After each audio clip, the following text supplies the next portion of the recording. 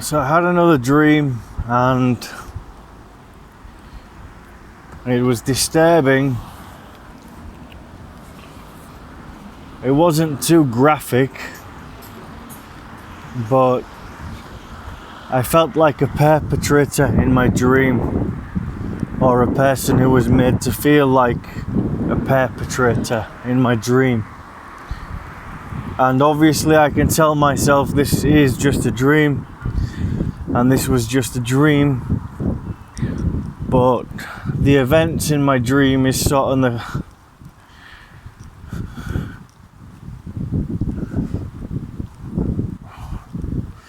people who were once a big part of my life were in my dream, along with myself, and I just felt horrible. I felt de-skilled, disabled, and misunderstood.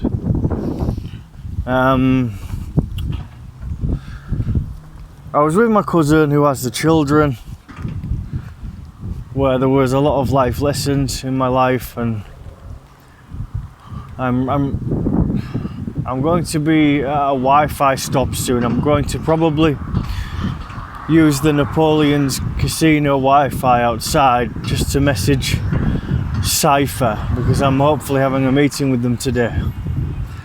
And I'm trying to use boundaries at the moment to protect me, and I suppose to protect the people who are supporting me, and to perhaps have a different perspective on things, because I feel more fragile in this space. Doesn't have to be a bad thing, and it's also like a feeling of wellness, or more well. But with the feeling of wellness is the sort of the fragility and the understanding of how unwell I am or have been. So I was with my cousin who has the children. I mostly referred to them in my life as nephews. As per the family tree, they're half cousins. Now when I talk about them as in videos, I just say my cousin's children because it's easier. But I think 2 out of the 3 of them were in the bath, and I think there was another child, and I was like in this situation with them. I think I was helping them, but then also my cousin was there, and possibly other family, and then I needed some boxer shorts and a towel, and I really just wanted my cousin to get me some boxer shorts and a towel, as though I was a child. And I probably wasn't a child in the dream. I was probably an adult like I am now, but obviously sometimes I've got the mind of a child, because I've been frozen in time from the torture I received as a child, and I believe I have autism, CPTSD, so I have a disability, / special needs, / learning difficulties. I mean, whatever. There's loads of different labels. I need support, and it was just horrible. And then looking at the children, and then I think trying not to look at the children's private areas. I think I remember looking at one of the children who wasn't my cousin's child, and there was like a fear of the entity or the demonic force which I felt possessed by. And obviously I come from a Satanic Murderous Paedophile Network of a family from my mum's side, so even though my natural nature is kind and quote unquote innocent,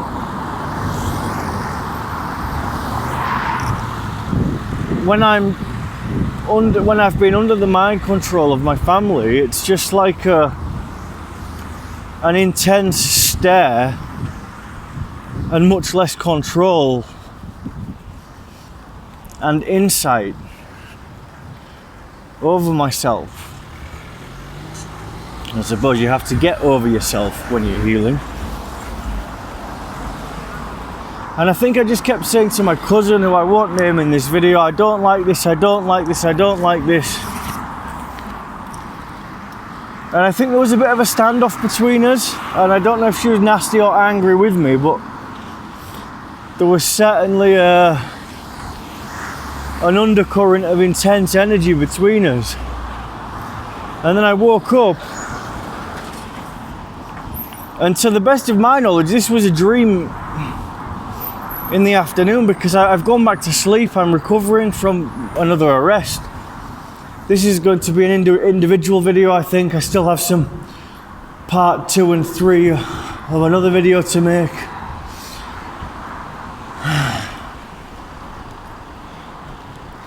But I went back to sleep quite a few times to catch up on some sleep. So all I bloody do is sleep, but then a lot of the time I'm out of the flat because I don't like it in the flat.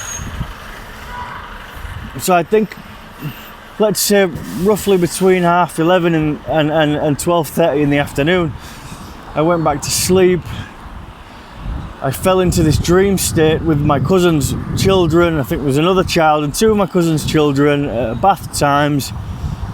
And then there was like a circular motion of me like keeping disturbing the kids through fear and through needing what I needed to be able to breathe, which, aside of whatever my labelled disability is, that's how I function. You know, I need my ear defenders, I need my audio books, I need my speaker, and in my dream I needed my boxer shorts and a towel. And I think I also needed, or I was also in a position where I was responsible or helping to check on the kids, or maybe not responsible for that, but taking that responsibility. And a bit like Mr. Bean, who I often reference, feeling a bit frazzled and a bit out of my comfort zone. And I'm at Napoleon's casino now, so I'm going to use the Wi-Fi. But I woke up to a screech, and it was either an internal like scream in my head, Liam, I think it was Liam it said, or a scream outside that someone knocked on my door, or a scream from my neighbour Chanel, or another scream in my head from my past. But it was just horrible. And as soon as I woke up, I was able to not feel like a perpetrator. And obviously, with a dream and a situation with children in the bath and all of the horrible thoughts and scenarios that can come up with, perpetrator is like a gentler word than what the ultimate fear and scenario could be, where one could be a paedophile in that situation. So it's obviously a disturbing dream for me.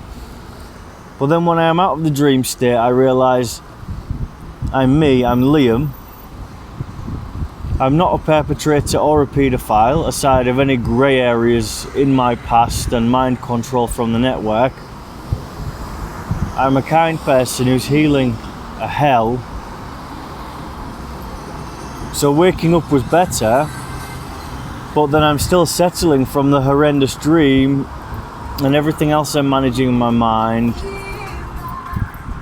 So I'll check my emails, I'll message Cypher, I'll go to uni, I'll probably do some artwork today, maybe buy an energy drink and a meal deal and just relax. If I get my phone back soon, I might try and get my money back from this in CEX, which I'll probably miss the 2-day return, but then this device isn't unlocked because my SIM isn't working in it. So I don't know, I'll just keep trusting myself. And another dream which was disturbing, and it wasn't a Quentin Tarantino dream with blood, guts and murder. It was just children in a bath and a circular motion of needing to constantly be in the room, and obviously that to get my things. But then with the mind control, that's how the network need you to be with your friends, with your service users, with the children in your family. They always need you on top of people, on top of it, on top of the force that makes you unable to breathe. So it was just horrible to be in that space, or back in that space, which means, sorry to always explain, it's just like the control of the network and the family where I come from. That's a space where I never want to be in that space again, or actions so heavily dictated by my trauma and the mind control. It's horrible. Another dream, the sun's shining, I'll wake up and make the best of my day. Thank you.